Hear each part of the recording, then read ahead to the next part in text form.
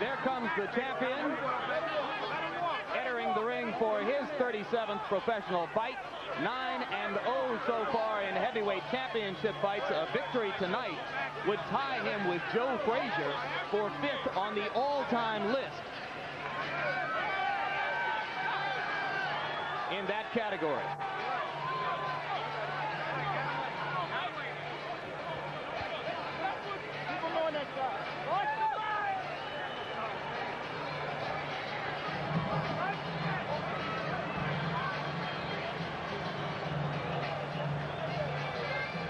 Directly in front of Tyson was Aaron Snowell. He's now stepped ahead of a security guard. Jay Bright is the man just behind Tyson's shoulders now as he prepares to step up into the ring, whipping the ripped towel off over his head. Of course, the gladiator look remains intact. Black shoes, no socks, black trunks, Mike Tyson. You know, it is a sign of the importance that boxing has to Mike Tyson, that no matter what goes on around him, he's ready to fight. As he has been 36 times with 32 knockouts so far.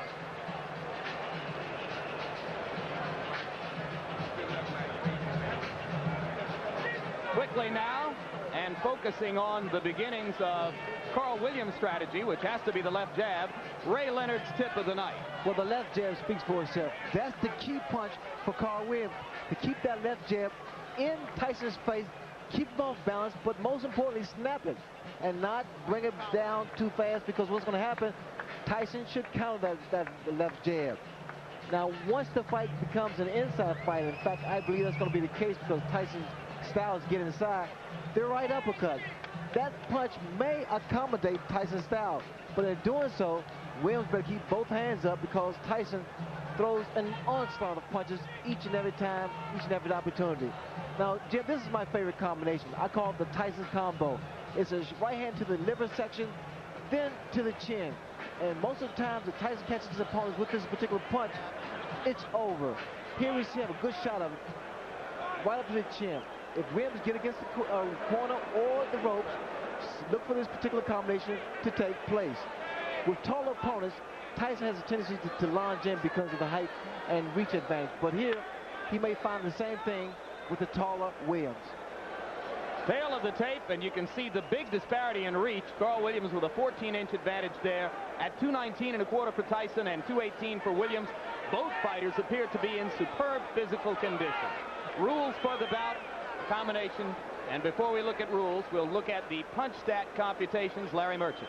And here is our statistical profile of the activity of the fighters, which show in the fights that we examined remarkable similarities in the number of punches thrown and landed per round by Tyson Williams. But of course, there are different kinds of punches. Tyson throws the heavier stuff. Williams throws a majority of jabs.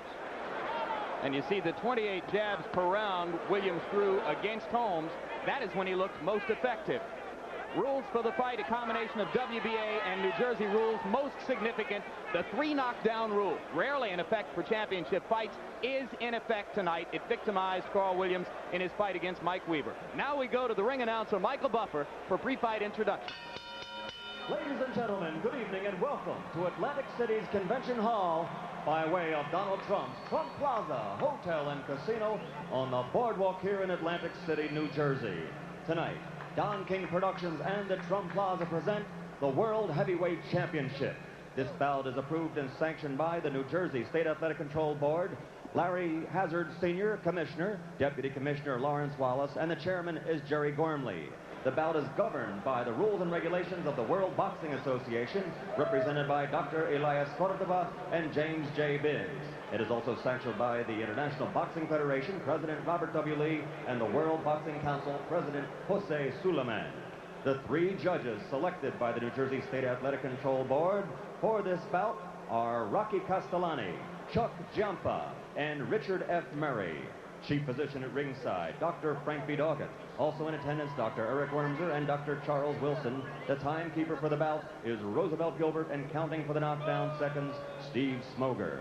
And now, before we get started, I would like to introduce the gentleman in the ring at this time, a man who's responsible for bringing over 20 championship bouts to Atlantic City over the last 2 years. In addition to being the world's most famous entrepreneur, he is a best-selling author and our host this evening, Mr. Donald Trump.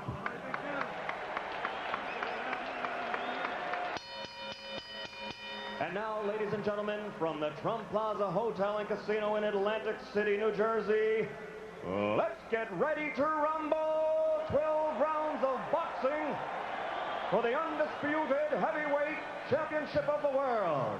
The referee for this bout is Randy Newman.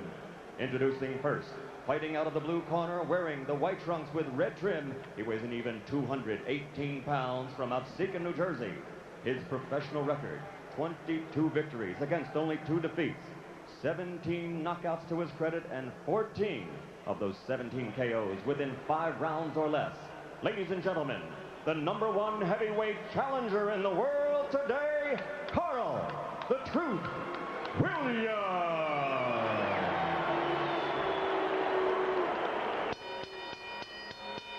And his opponent, fighting out of the red corner, wearing the solid black trunks and weighing in at 219 1/4 pounds from Catskill, New York. His professional record is unblemished with 36 consecutive victories, 32 knockouts, 28 KOs in 5 rounds or less, and 16 in the first round alone. Ladies and gentlemen, presenting the undisputed, the undefeated heavyweight champion of the world, Iron Mike Tyson.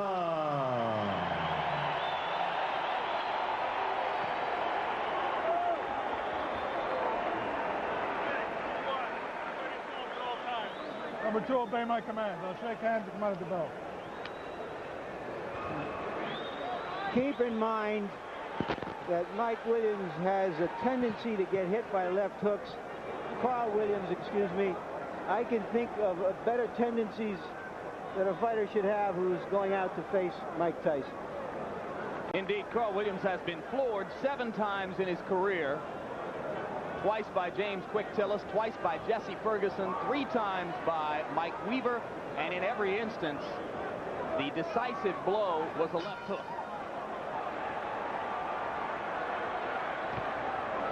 The people in Williams' corner are sincerely worried about what he does in the first 30 seconds against the Tyson onslaught. And it would appear that the strategy to begin with is to hold, and referee Randy Newman says, we're not going to start that way. This is somewhat of a reunion here because both men are just throwing punches. In fact, Williams here has selected to fight Tyson inside. He claimed the other day that if Tyson throws any unnecessary punches, illegal punches, he will accommodate him and throw the same punches back. Well, Frank Bruno felt the sting of Tyson's elbow several times, as other opponents have complained that they have felt it as well.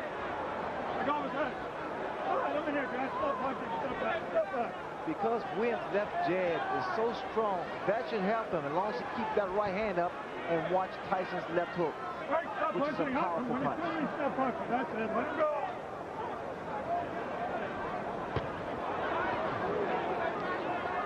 All right, that's it. I'm here. Let him go. Get back.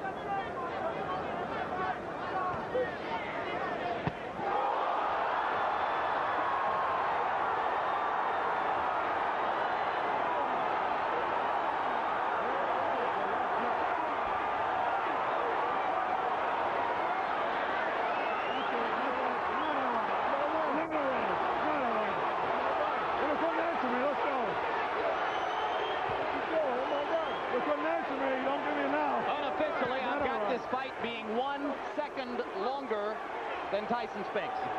1:32 instead of 1:31. It was, as you started to point out, again, Larry, a left hook. Williams was very unhappy at the end of that. I saw when you couldn't answer me, Randy Carl. Newman, the referee, asked him a question, obviously about how he felt or what his name was or where he was, and apparently he got the wrong answer because he stopped the fight immediately. I didn't see any reason to stop the fight. And I'm curious to see what that answer was, and I'm going into the ring to see if I can find out. Good luck, Larry. A minute 33, Larry. It was 2 seconds longer than the Spinks fight.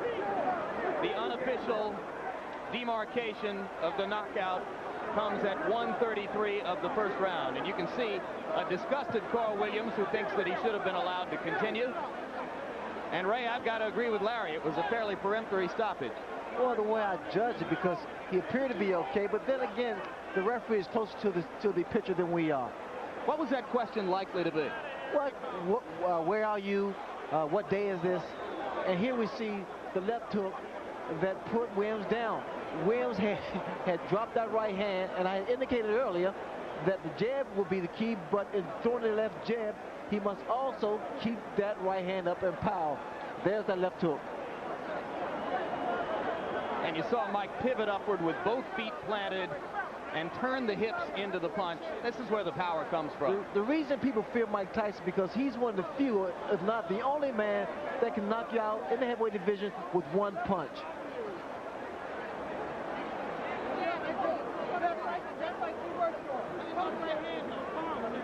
Here's another look at the devastating left hook. And what Tyson does here, he bobs and weaves, gets under that jab and counters with a beautiful left hook. Perfectly timed as Williams was dropping the right hand, just as you said he did after throwing the jab. Well, what happened for Williams is the fact that his left hand, his left jab rather, was working, and he felt very comfortable.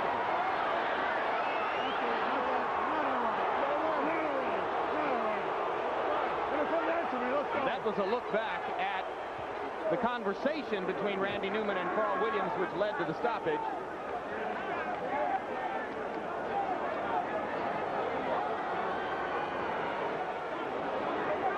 Mike Tyson, as usual, awesome. I'm reminded of a night in the Meadowlands in New Jersey when a referee stopped a bout between Mike Rossman and Victor Galindez. After a similar conversation, Rossman, the victim of the knockout, he chased the ref across the ring yelling, "What was the right answer?"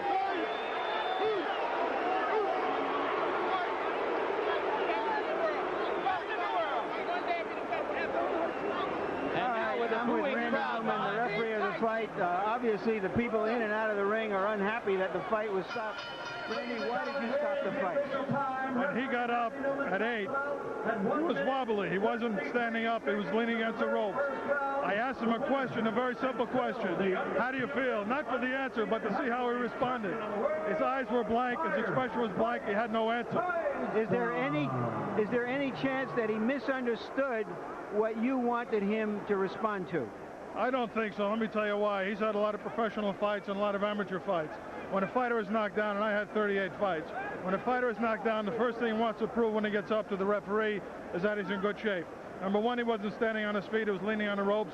Number two, he couldn't answer me. And number three, his eyes were dead.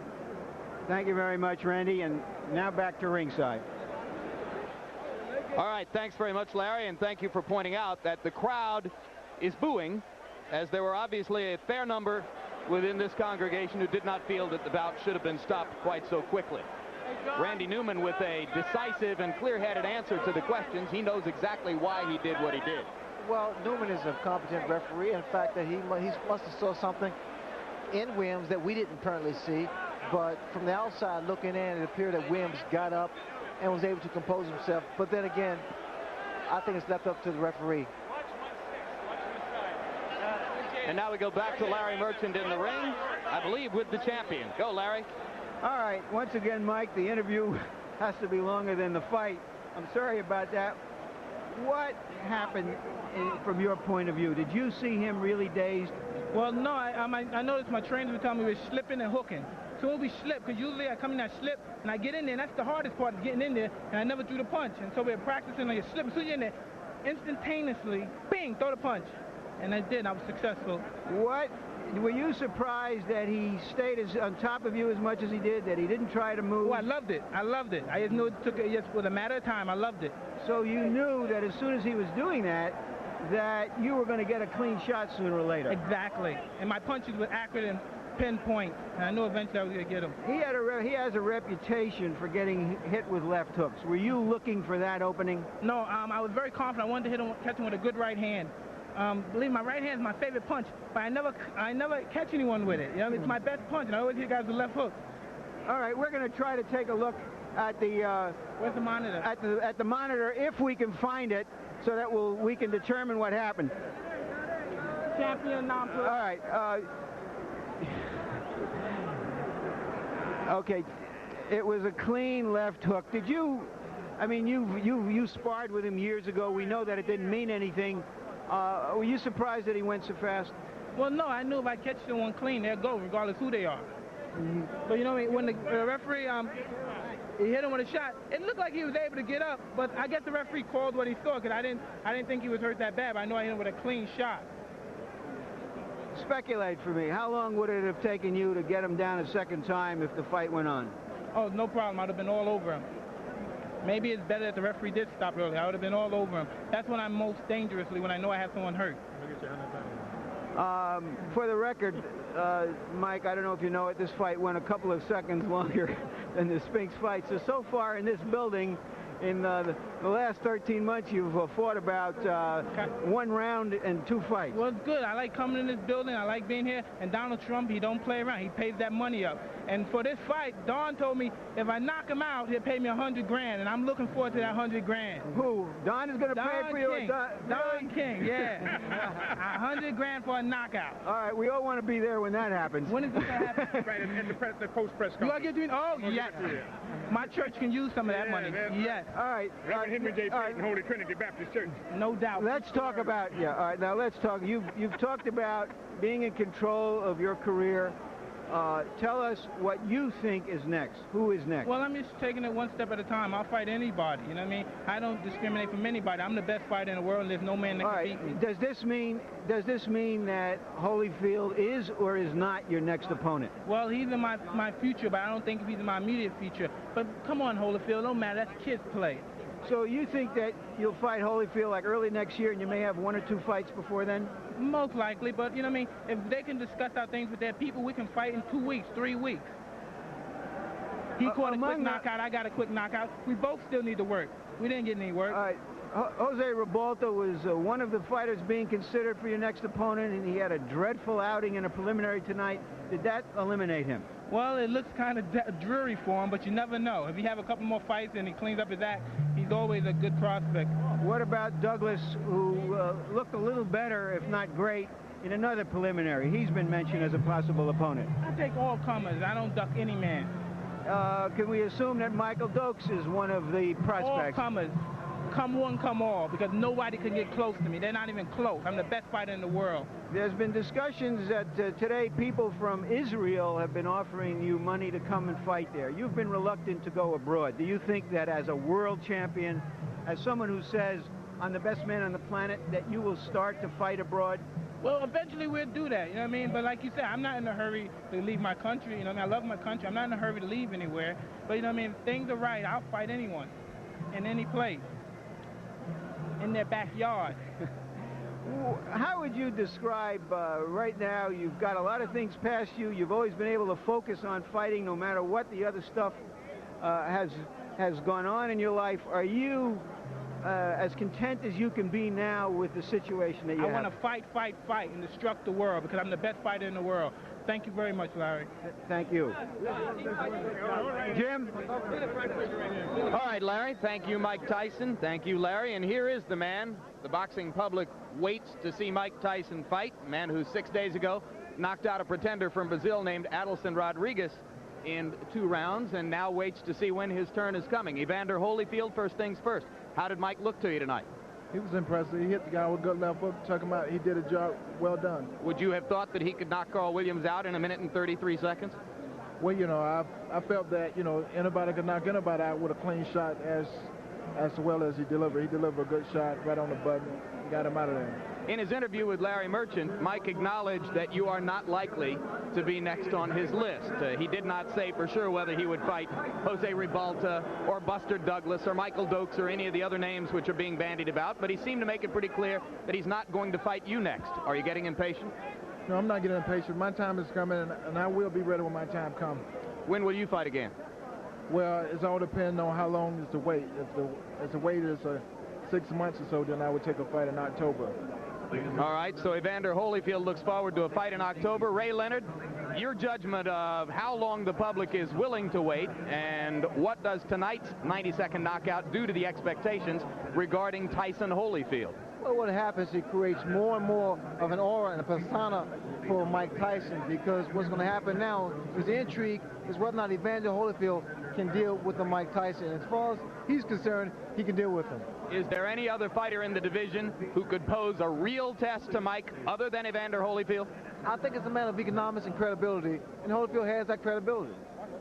All right, Evander Holyfield, we thank you very much for your time. Congratulations on your victory last week. And we look forward to someday seeing you in the ring with the undisputed champ. Right now we go back up to Larry Merchant for more from the ring. Larry? Okay, I'm with Carl Williams and with his trainer, Carmen Graciano. Carl, starting from the beginning, why were you as aggressive as you were, which preceded the knockout? Well, I wouldn't call it a knockout. I wasn't knocked out. I mean, he knocked me down. The referee stopped the fight. I don't know why. I think politics is involved in all of that. I think they're just setting up the Holyfield fight. Now, I wasn't even hurt. Did you understand what the referee's question, when he said... My hands was up. When the referee said I put my hands up like this there, I was ready to go. He just said, you know, I don't know. You know, I don't know what the hell happened. All right, you've been knocked down a number of times in your career, and every single time you've gotten up, and in some occasions you've fought better. From your experience, shouldn't you have assured the referee, look, I'm okay, let's go? Well, I think it was an inexperienced referee. This was his first championship fight. When he seen me down the first time, obviously he just said, okay, it's over. He said, I think he said something to the effect, are you all right? Are you all right? So I immediately put my hands up, and what happened? He stopped the fight. I don't know what's going on. I know it's political. Because I wasn't hurt. I've been down many a times. I've been down 2-3 times in a fight and have gotten up and knocked the opponent out. So I know it was political. I'm not even hurt. You know, I feel bad for not even doing anything. I didn't even really, you know, I didn't even get a chance to show my stuff. Talking about showing your stuff, explain to us why you felt it was necessary to go to Mike Tyson. He says that when he saw you coming to him and fighting him that way, he was elated. Well, it wasn't that. It wasn't the fact that I was just coming to him. I didn't feel that I should lay back. You see, with Mike, you have to show Mike that you're not going anywhere. You know what I mean? Okay, he caught me with a good shot. Okay, fine, no problem. I've been caught with good punches before. That's not the problem. And I've been down before. I've been there before. So why did the referee just prematurely stop the fight like that? I've been in that predicament before and have got up and knocked people out and have won. You know. Carl, you've stated your case eloquently. Thank you. Now back to ringside. All right, thank you very much, Larry. A very animated, quite disappointed Carl Williams. Lucid, obviously clear-headed. Any further reflections on the judgment to stop the fight based on having seen Carl there, Ray? Well, again, now he seems to be pretty clear-headed, and he